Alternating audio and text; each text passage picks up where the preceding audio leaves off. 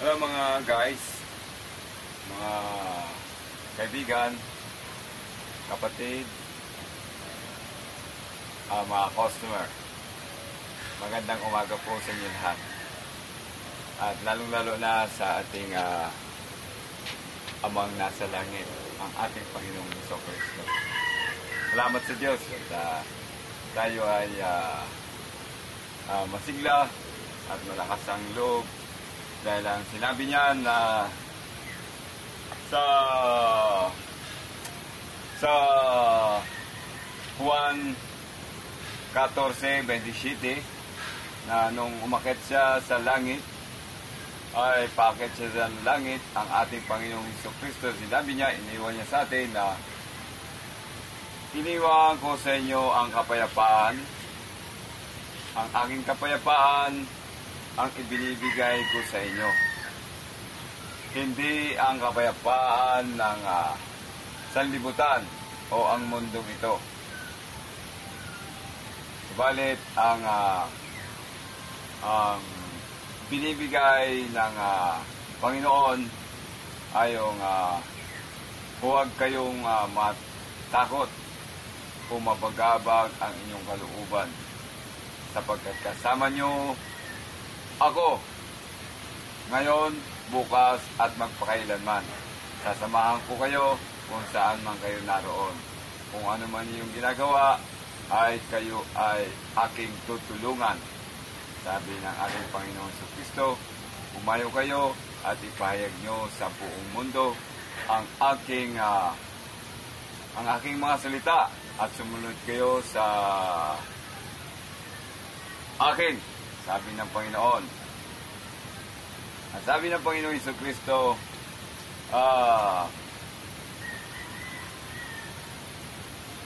ako ang iyong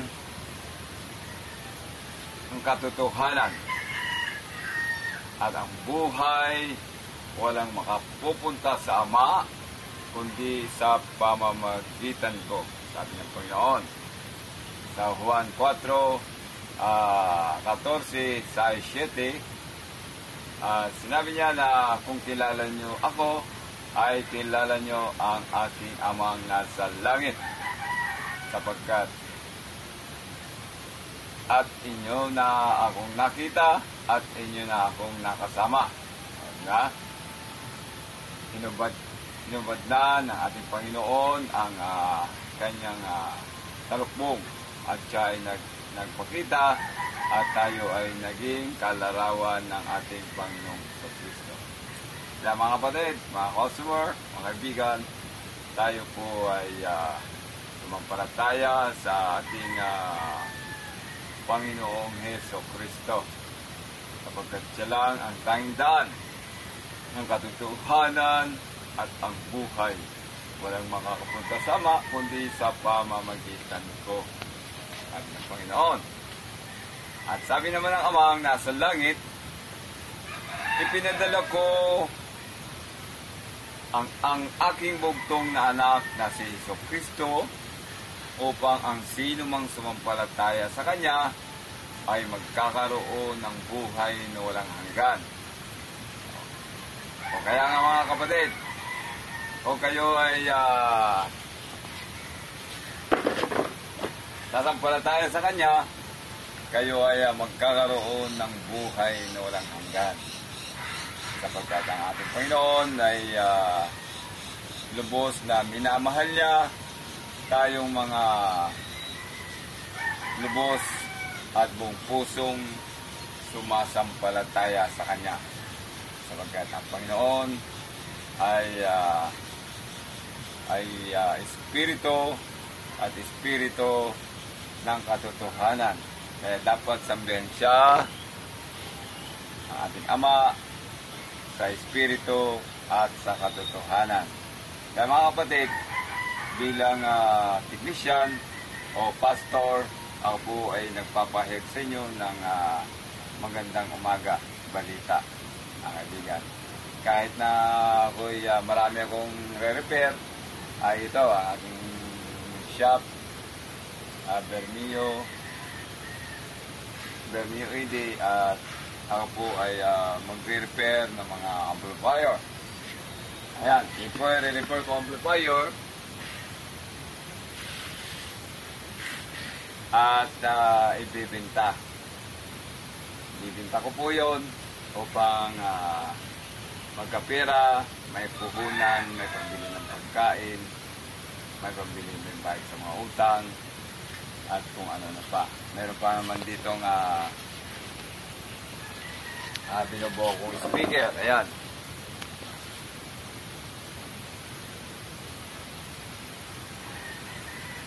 Talagyan ko na lang po yung speaker. O kaya ito, itatransfer ko dito yung speaker. Yan. Sa kanya. Tatransfer ko to doon. Lipat doon. At ito naman ay aking bebenta. Ayan.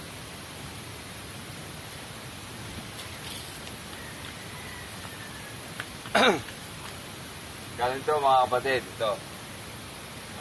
Bebenta ko nito. Exodus LED vocal. Kakabitan ko na lang ng speaker. Ganun dito, yung GTX guitar amplifier. Ayan. Ayan po ay mga bibinta ko. Sapagkat upang mayroong hanap buhay. At ito pa, yung electric fan. Bibinta ko rin po yan, mga kapatid.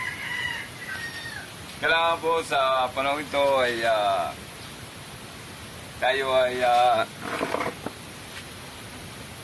maging masipag at manalangin tayo sa Panginoon ng may pasasalamat. Ano man ang ating natatanggap sa araw-araw, malaki man o kunti, lagi po tayo magpapasalamat sa Diyos sapagkat i-encourage ko po kayo na kayo po ay sumampalataya sa Panginoon upang ipagkaloob ang kanyang ibibigay sa kanyang muling pagbabalik. Sapagkat ang pagbabalik ng ating Panginoon ay parang makikita mo sa ulap ang pagbabalik niya. Diba nung umakyat siya, nakita siya ng mga apostolis niya na 12 upang umakyat sa langit at kanyang iniwan ay kapayapaan ang iwan sa atin at hindi ang kapayapaan ng sanlibutan. Ang kapayapaan na iniiwan ay ang kapayapaan na magmamahalan tayo bilang isang magkakapatid at ihayag ang mga salita niya na sumunod sa kanya at magbago na at magsisi at huwag nang gagawa ng masama sa ating kapwa, mga kapatid. Pagkat yan ay inuutos sa atin ng Panginoon na tayo ay sumunod sa kanyang mga pinag-uutos. Kaya, nung una man, ay inutos na sa atin ng Panginoon na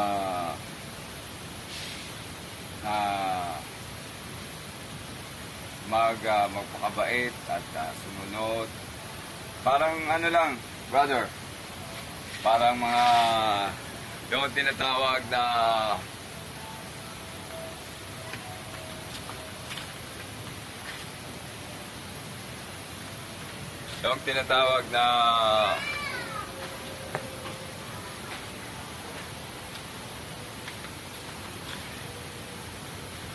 pagmamahal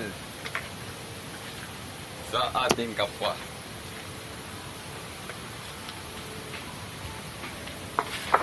Ito po yung kakabitan ko ng stand ko. Yan. Ayan, i-stand ko po yan. Para nakagalaw ako, nakagawa pa ako.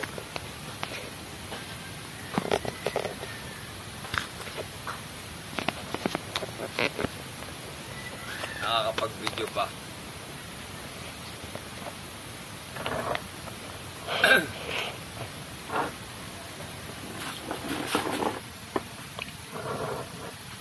Pero mga kapatid,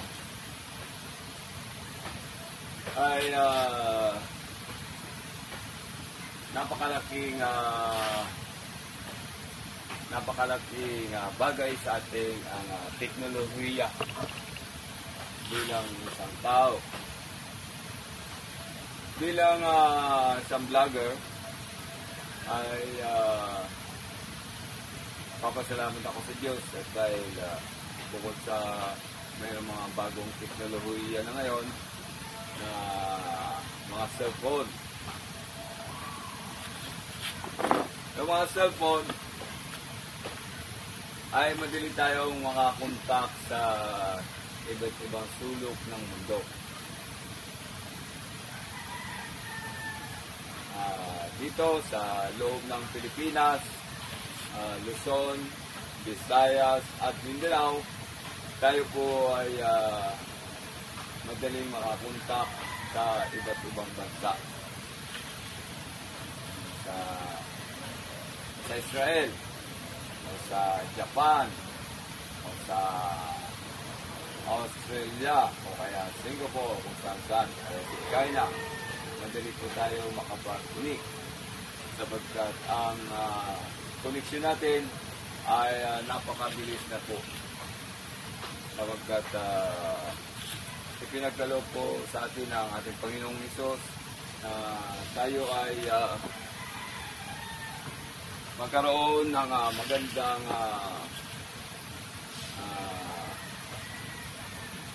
ugnayan sa bawat isa.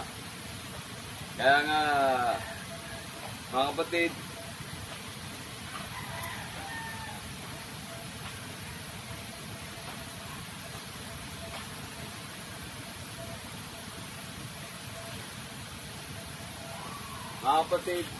kaya nga, napakaganda ang mensahe sapagkat noong una, mga kabatama ko ay ang mga sulat ko lamang noon ay ang tinatawag na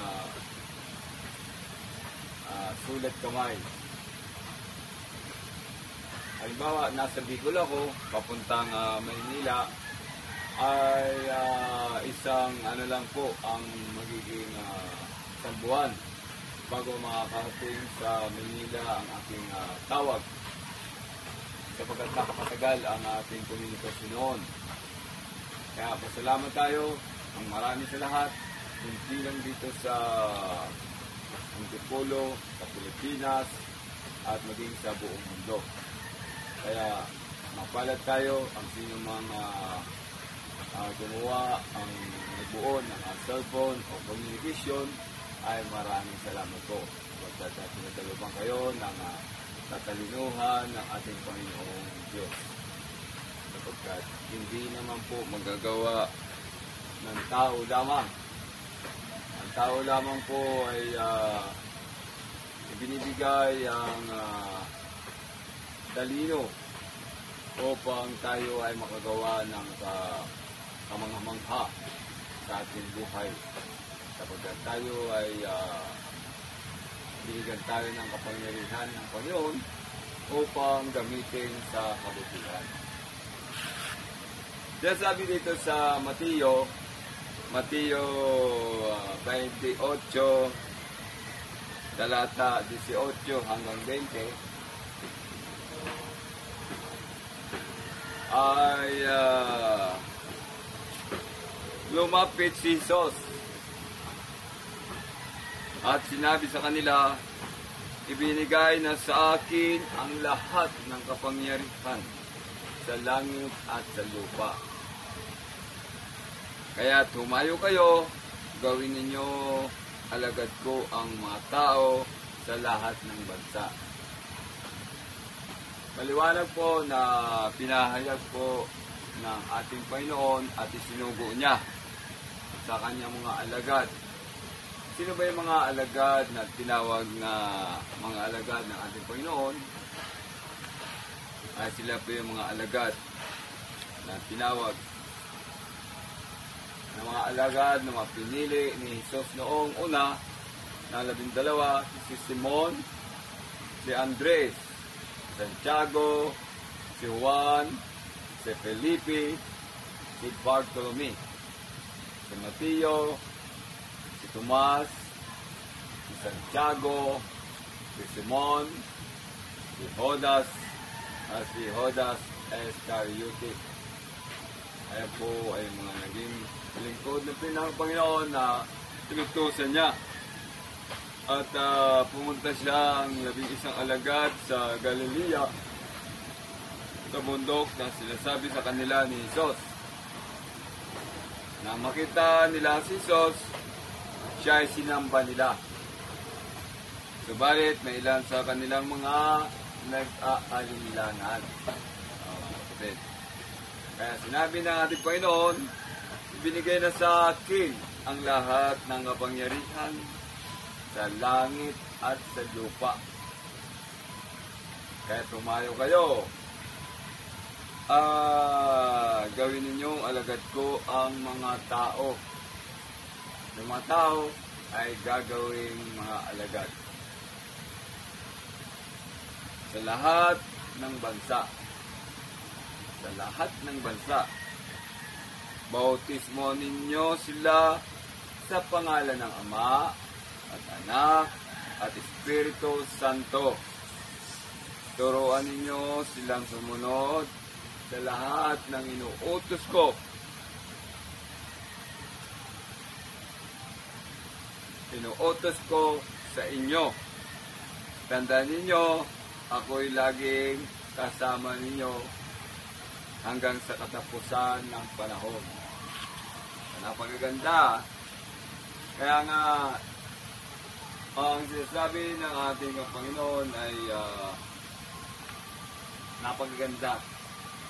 Sapagkat lagi natin siyang kasama. Wala po tayong magagawa kung hindi natin siya kasama. Sapagkat ang kanyang makapangyarihan ay nasa kanya ang kapangyarihan sa langit at maging sa lupa. Kaya bilang mga alagad, gaya ko na na-ordain bilang isang pastor, ay nagpapasalamat ako sa Diyos na kahit hindi ko man siya nakita, ay ako ay nagtitiwala. Sana ganun din po kayo, na magtitiwala kayo sa Kanya ng buong puso,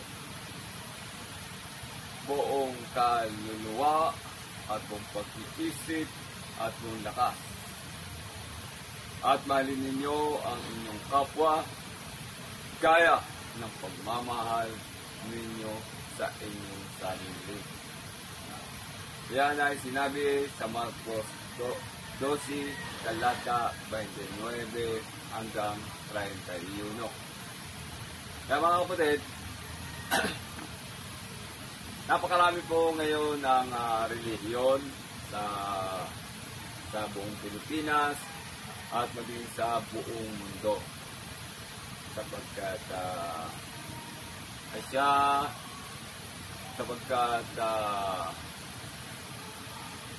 sinabi naman ng ating Panginoon na siya ang puno at maraming sanga na lalabas ay ang mga sanga na yan ay kanyang mga alagad at siya ngayon ay puno. Parang ganito, yung langka ko dito ay isang puno pero subalit marami ang sanga sa taas. Diba? Yan. Ito po yung mga nasa paligid ko. Walang tao kasi nagsipasok na mga estudyante. Yan. Ayan po yung paikot ko. Ang kapitbahay ko.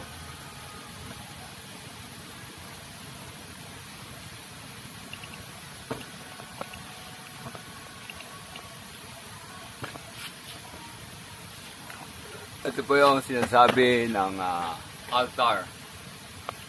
Sa altar ni Yahweh Welcome Jesus Christ our God. Ayan, yun po yung pintuan ng aking bahay. At sinasabi dito sa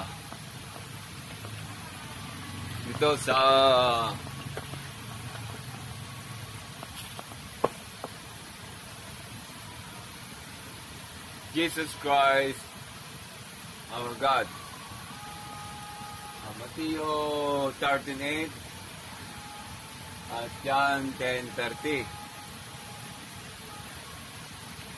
Ayan po ay Moral Recovery Churches Organization Ministries International and Corporation.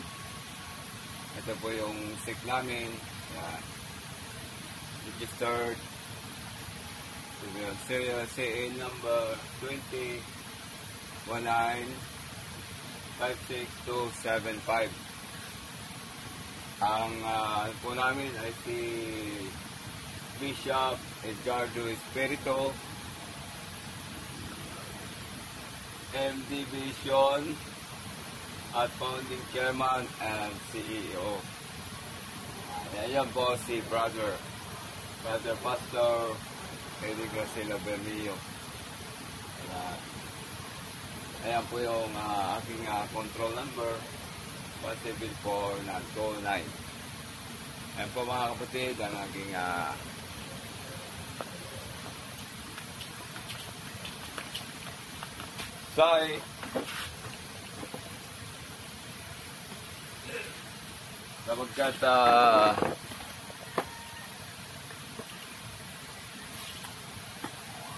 sapagkat napakaraming tao ang hindi nila alam ang katotohanan.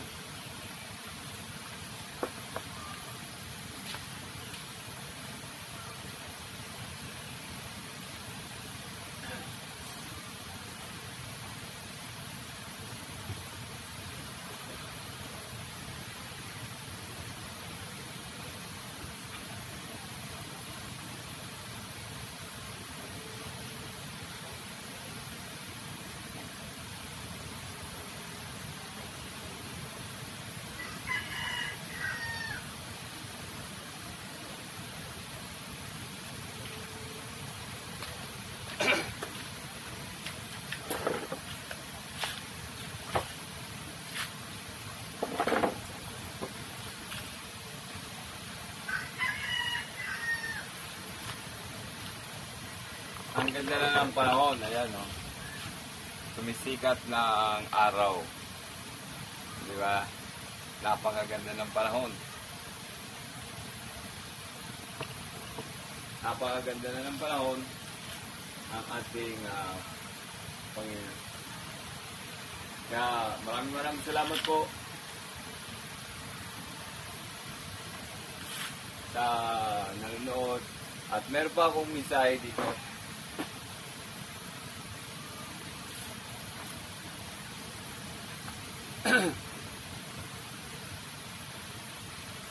Dito sa Isaiah 42, talata 6-9, sinabi dito, akong si Yahweh ang tumawag sa iyo. Sa katwiran, binigyan kita ng kapangyarihan upang pairalin ang katarungan sa daigdig. Sa pamamagitan mo ay gagawa ko ng kasunduan sa lahat ng tao at sa pamamagitan mo ay dadalhin ko ang liwanag sa lahat ng bansa. Ikaw ang magbubukas ng mga mata ng mga bulag at magpapalaya sa mga bilanggo ng kadiliman. Diba? Parang walang pagkakaiba dun sa Mateo 28, talata 18, 20 hanggang 20 na sinabi ng ating Panginoon Jesucristo. Dito naman sa Yahweh. Kaya ang unang mga katanungan ay Yahweh. Ang kasagutan ay nasa bagong tipan. Ang katanungan ay sa bagong tipan. Ang kasagutan ay sa lumang tipan. Kapatid, kaya binibigay po sa mga alagad ng Diyos ang pagkakaunawa upang ipahayag po sa napakaraming tao sapagkat hindi po nila nauunawaan ang mga nasa loob ng Biblia. Kaya maraming salamat po at sa Diyos na binubuksan niya ang ating kaisipan upang maging bukas ang ating puso at magkaroon tayo ng banal na espiritu ng katotohanan. Sapagkat napakaganda ang buhay natin. Sapagkat kung uunawain mo ang buhay natin, ay magpasalamat tayo anuman ang ating buhay. Mayaman ka man, makapangyarihan ka man, pobre ka man, dukha o mahirap. Kung ikaw ay sumasampalataya sa Diyos at tinanggap mo si Jesucristo na ating Panginoon, Diyos na makapangyarihan sa lahat, ikaw ay maliligtas. Ngayon na. Sapagkat ang buhay ng isang tao ay napakaiksi po lamang. Ganun po ang ating buhay sa pang-araw-araw. Kaya lagi po tayo magpasalamat sa Diyos dahil tayo ay binibigyan pa ng pagkakataon na mabuhay tayo at magising tayo sa araw-araw sapagkat hindi po natin alam ang bukas. Sapagkat ang bukas, ang ating Panginoon lamang ang nakakaalam ng ating bukas. Sino ba sa inyo ang alam ang bukas? Tanungin ko nga po kayo. Diba? Hindi po natin alam ang ating bukas. Sapagkat tayo ay nilikha ng Diyos. Tayo ay kukunin din ng Panginoon. Sapagkat kung hindi natin siya kasama, ay wala po tayong magagawa. Kaya po bago ako magtrabaho, ay mananalangin muna po ako sa ating Panginoong Diyos nang may buong pusong pasasalamat sa Kanya. Sana, ganun din po kayo, mga kapatid. Huwag po kayo magagalit. Huwag po kayo magtatampo sa akin sapagkat ang mga basihan ay ating ang banal na Biblia. Sapagkat ang banal na Biblia na kanyang tinuturo higit sa lahat na sabi niya, ibigin mo ang Panginoong mong Diyos ng buong puso, buong kaluluwa, buong pag-iisip at buong lakas. Sapagkat ibibigay sa iyo ang tunay na lakas, tunay na pag-iisip at bibigyan ka ng buhay na hindi ka magkakasakit at hindi ka ma-aksidente at bibigyan ka pa ng buhay na mahabang buhay o buhay na walang hanggan. Sapagkat ang ating Panginoon ay tinanggap niya ang ating mga kasalanan sa pagpapako niya sa krus. Ang mga dugo na kanyang dinanas ay ang kasalanan natin. Tinanggap niya ang ating mga kasalanan. Ang pagbubugbog sa Kanya. Ang pagbubugbog sa Kanya ay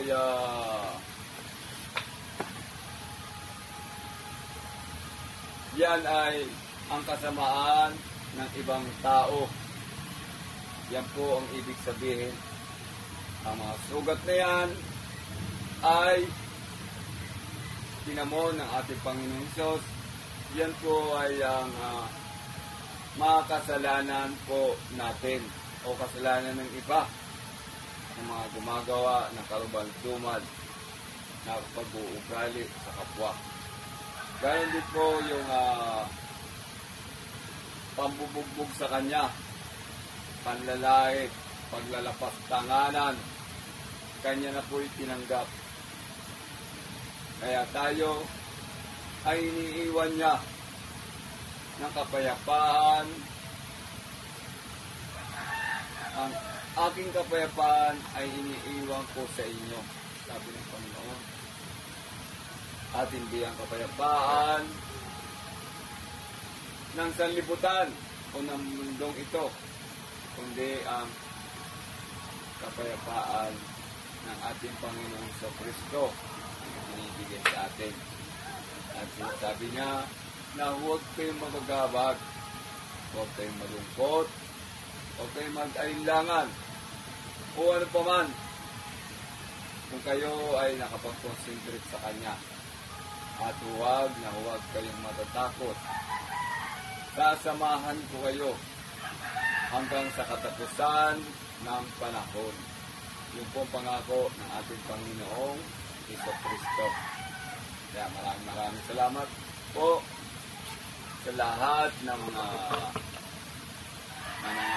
sumusuporta at sumusubaybay sa akin, sapagkat ayan po ang katotohanan na sinabi niya sa Juan 14, talata 6, na sinabi ng Panginoon na ako ang daan ng katotohanan at ang buhay. Walang makakapunta sa Ama kundi sa pamamagitan ko. Sabi niya, kung kilala niyo ako, ay kilala niyo na rin ang aking Ama na sa langit. At ako'y nakasama niyo at inyo na akong nakita. Kaya nga, yung malarawan siyang nakita natin. At sa krus ng Kalbaryo ay ipinakita po sa atin. Sapagkat noon si Moises ay nakatalakbong lamang. Pero nung si Kristo na nagpakita, tinanggal niya na ang talukbong.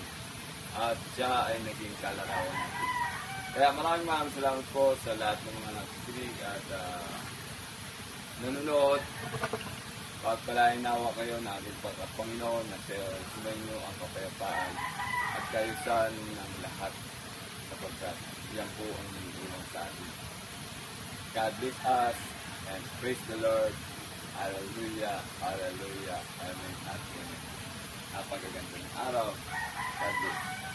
Ako po ay mananalangin sa lahat.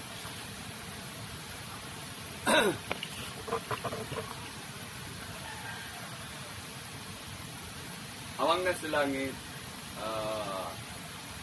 maraming salamat sa biyaya na pinagkaloob mo po sa amin sa araw-araw, na binigyan mo kami ng buhay sa araw-araw at magandang kalusugan, at mayroon kami pagkain sa araw-araw at mayroon kami naiinom. Kaya maraming salamat po, Ma. Patuloy mo po kami ingatan, gabayan sa lahat ng oras, sa lahat ng panahon na aming tinatahak. Ikaw ang aming Diyos na makapangyarihan sa lahat, wala ng iba.